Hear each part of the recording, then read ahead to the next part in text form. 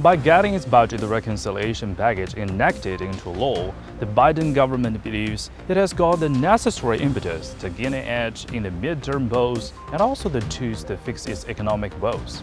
But that may not be as easy as envisaged, as Republicans view that the usual tax and spend legislation will harm the economy rather than boost the spending. A closer analysis of the package reveals that although the United States has been crying itself hoarse about globalization and free trade, its policies have actually been resulting in reverse globalization. Take a look at provisions in the U.S. bill on electric vehicles. The legislation has already caused enough controversy in the country, with experts writing an article published on the CNBC website that pricing and procurement rules, especially those on key raw materials for vehicle batteries, are too aggressive. The writer suggested that the passage of the law would result in most of the electric vehicles in the U.S. becoming ineligible for federal incentives, at least in the short term. In fact, the American Automotive Innovation Alliance suggested that if the bill comes into effect, nearly 70% of the electric vehicles that are currently sold in the U.S. will be ineligible for tax credits.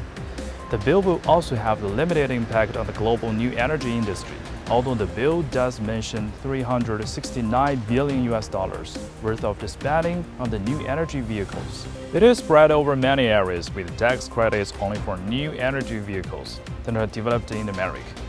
This means that the new energy vehicle developed in the United States will be reliant entirely on the domestic market and will not have the necessary skilled advantages when compared to markets in China and Europe.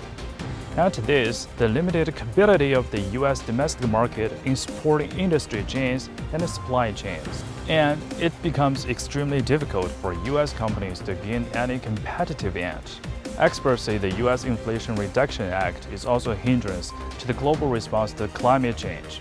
They say that with time running out on climate change mechanisms, industries should manufacture and produce in countries and regions with the most cost advantages through global resource allocation.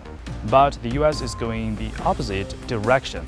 He said while the name of the bill is inflation reduction, its actual impact will be to increase costs for domestic consumers. And that also will be a reason why consumer spending in the U.S. may not see the kind of jumps envisaged by the Biden administration.